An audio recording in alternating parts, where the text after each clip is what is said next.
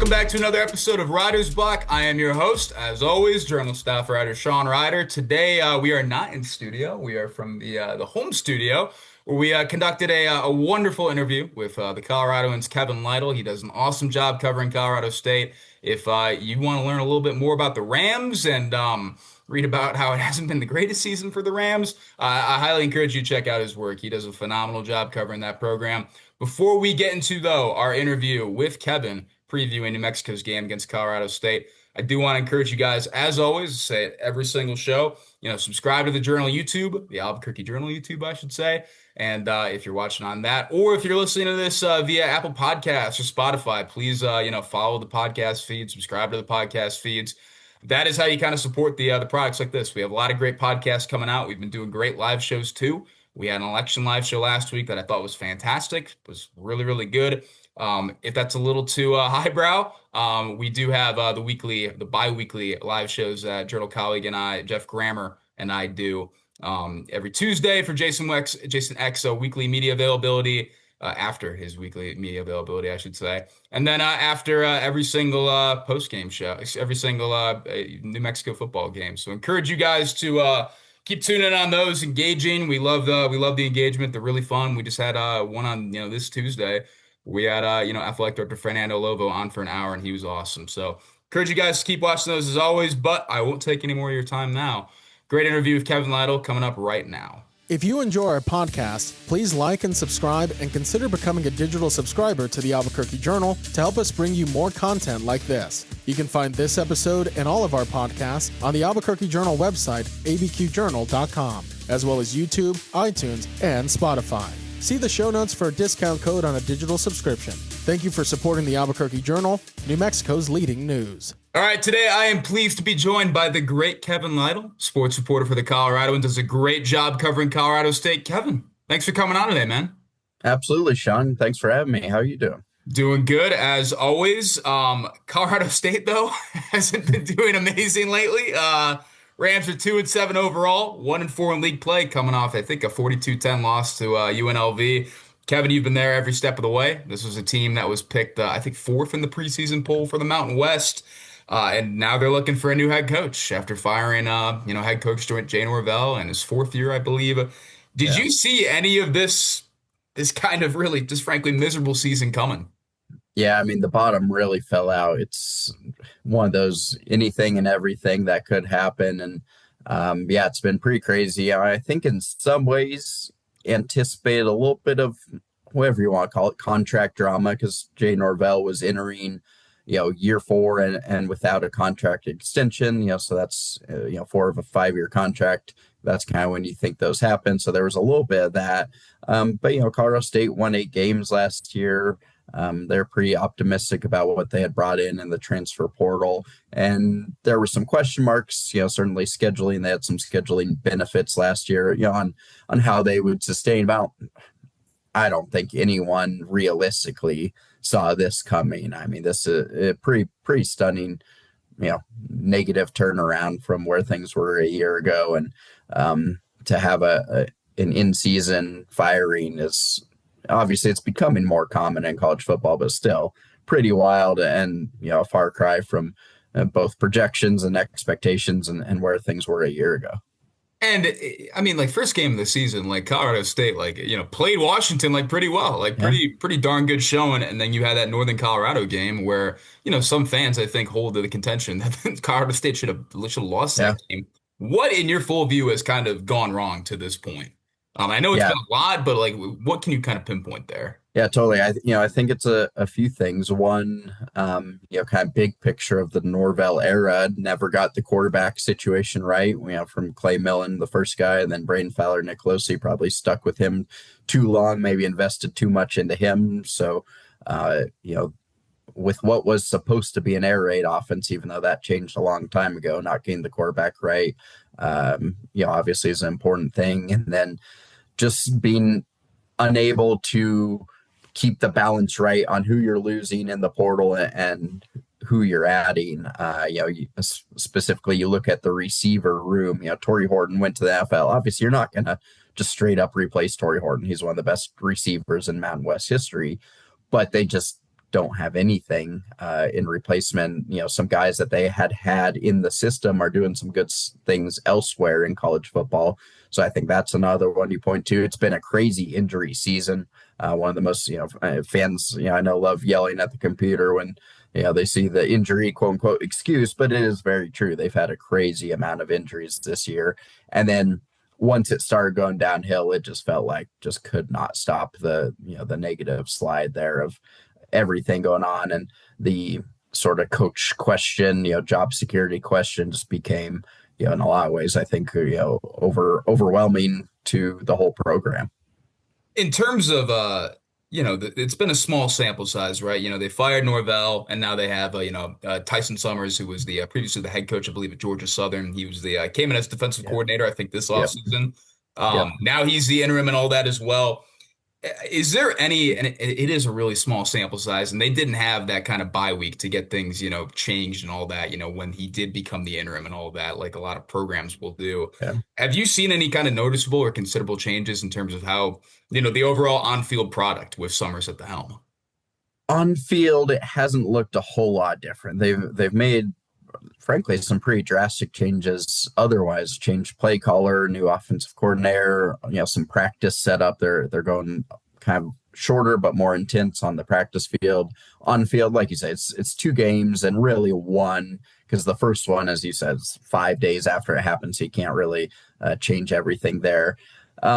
Some small little changes, but stylistically it hasn't looked a lot different, and kind of in the big picture it's looked the same. Of in small bursts and stretches, you see some really good stuff and how, why this team maybe had potential, but just lack of abilities to sustain it, really both offensively and defensively, has kind of been the consistent theme throughout. I mean, you look at last week, the offense comes out, first drive, great drive, 75 yards, I think it was, touchdown, goes up on UNLV, and then just, a long series of kind of struggle after that. That kind of tells the story. I think there's a lot of interims that really kind of like lean on like coach speak and all that, and just kind of like understand, like, like whatever I say to like the media and stuff like that probably isn't going to matter in the whole long run and all that as well. So they kind of keep it relatively vanilla. Summers, I think, has been kind of interesting from what I've seen. He's admitted, like, no, this has been like really hard in a lot of respects. This has been a long season. What is kind of the what vibe has he kind of brought, to this, to the program right now? And what is kind of the mood around the program right now heading into this one? Yeah, it's been super fascinating, like you say, listening to him talk, because he, after the Wyoming game, which came, 5 days or whatever after Jay Norvell was fired, so I asked, basically like, why'd this game go so bad? And he said, we fired our coach, 5 days ago. That led to a pretty hard week, which, like you say, that's not necessarily the coach speak answer. So yeah, he's been pretty blunt. He's been pretty open about, there's a weird, tough situation. One of the things he keeps talking about is starting every day with sort of the what's the word he keeps using, but trying to tie guys together, if you will, the locker room presence, because again, it's super weird right now. So trying to keep the focus as much as you can on the day-to-day and the task at hand, all that type of stuff, because this is, I think, again, we're seeing it in games that this team is, just lacking confidence, which makes sense with the results and the change and everything. The vibes honestly have been surprisingly high. I mean, last week, energy at practice, I was sitting there one day, I was like, Jesus, like, this is like loud, like the good kind of loud, a lot of hooting and hollering and high energy. I think in some ways pressure is off a little bit, before the coaching change. It's, man, what happens this week if we lose? What happens this week if we lose? So CSU is still not playing well. Obviously, the results show that. But it doesn't feel like a team that's quit. It just feels like a team that's in a weird situation and is just not very good. You mentioned Braden Fowler-Nicolosi, obviously, and he's no longer part of the program. He just kind of left around midseason, all that as well. Jackson Brousseau, I believe, has kind of been the guy, really, I think, since the UTSA game was kind of when they, right around the time they made that shift. And then Darius Curry's playing as well a little bit. What can fans kind of expect out of this offense heading into this game? Great question.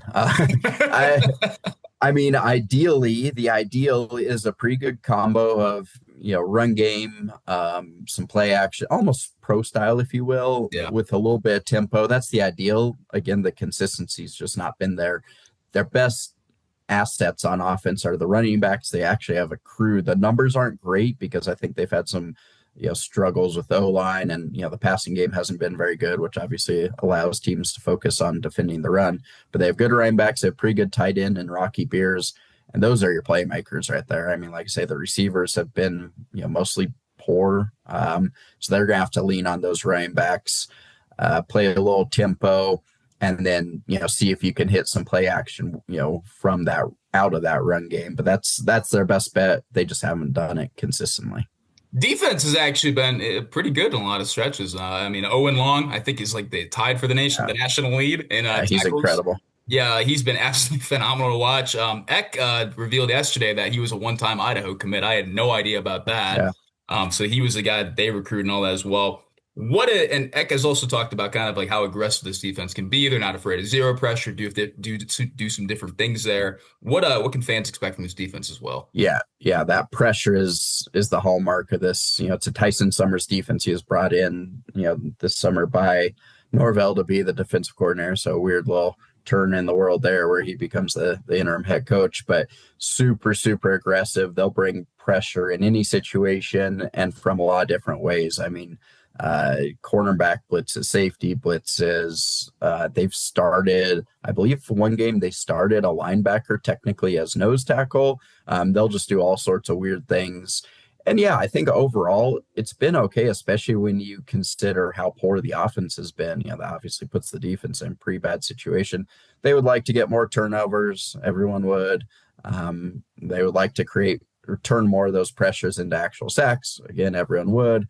Their injury numbers are crazy. I need to honestly update my number this week, but I think they've started something like 23 different players on defense through the year. They have right now, I think somewhere between 5 and 7 would-be starters are out on defense. So they're just kind of throwing a lot of bodies out there. But at its best, it can be a pretty fun defense that's, like I say, hyper aggressive. I've covered 2 coaching searches in my time in New Mexico, and neither has been particularly like fun. They're never all that fun. I really Not don't. fun. I don't envy you, and I don't envy Justin and the rest of the kind of the beat and all that, because I've had to do it in kind of like a 2-week span, if even that. Really, you guys are doing it over the course of like months, basically. I mean, Yeah, what yeah. Like a 6-week window here is pretty rough. like pretty terrible, and that's to a certain extent that's all fans are going to want to read about, and that's the kind Yeah. of the balls in your court. Obviously Colorado State's leaving the Mountain West, and I don't know if there are any plans actively for New Mexico and Colorado State to kind of renew the football series as non-conference opponents. So it probably isn't that relevant, but I do think there are going to be some Lobo fans that are kind of interested in what happens in Fort Collins and all that. Do you have I mean, are there any names that have kind of emerged at this point, or is there any kind of mold that you're kind of like looking at and saying, all right, I think this is a guy that they kind of might go try and hire?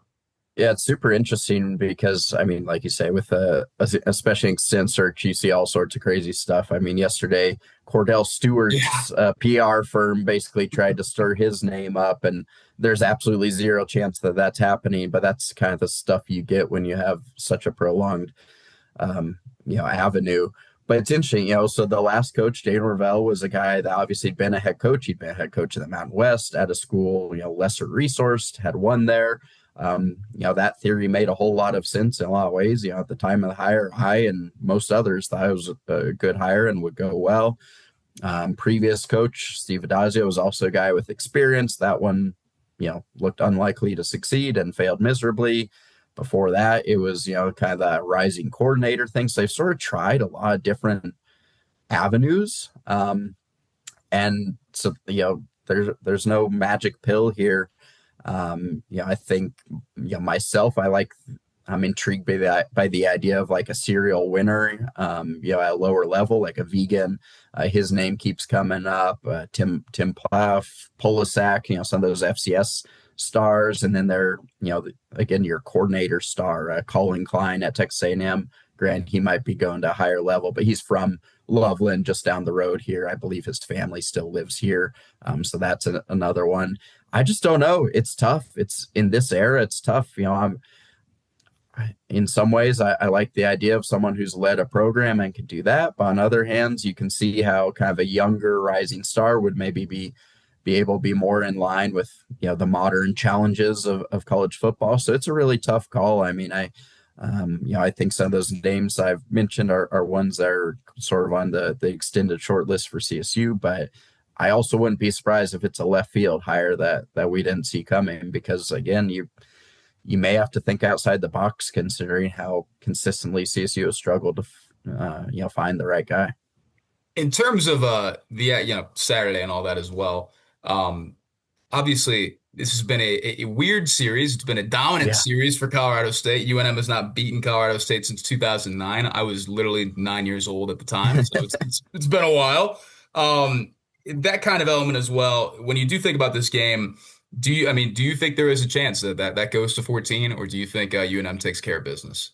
Yeah, I mean, I think all logic points to New Mexico handling this one and breaking that streak, and what like you said, is potentially the final game, or certainly final game for quite a while. I think it's one CSU fans will kind of be sad to see go, partially because of the success, but partially CSU's had some great moments in Albuquerque when you add in New Mexico Bowl as well. It's college football, weird stuff happens, but I mean, all logic, CSU's just really struggling pretty much in every avenue between just play execution and injuries and all that. And when you're getting down to the final 3 weeks of a season where pretty much all the coaching staff and most of the players will be gone, I think it's hard to really conjure up a great performance. So I don't think it's 100% out of the question, but I certainly lean toward New Mexico snapping this streak. I'll close with this. The spread's right around 14 points, basically 2 touchdowns pretty much everywhere you kind of look. Do you think New Mexico covers that number? Or do you think it'll be a little closer than that? That's a pretty big number. I always get a little wary when, because I don't think the talent disparity between these two teams is incredible. I don't think it's, a total like David Goliath type situation. So that's pretty high spread, but man, CSU tends to just let things crumble within a game. I'll hesitantly say I think New Mexico can cover that one. Kevin, thank you so much for coming on today, and appreciate you sharing your insights. I know this has not been the easiest season to cover, so I do appreciate you being so candid and including us in, man. Thank you again. Yeah, absolutely. Thanks for having me.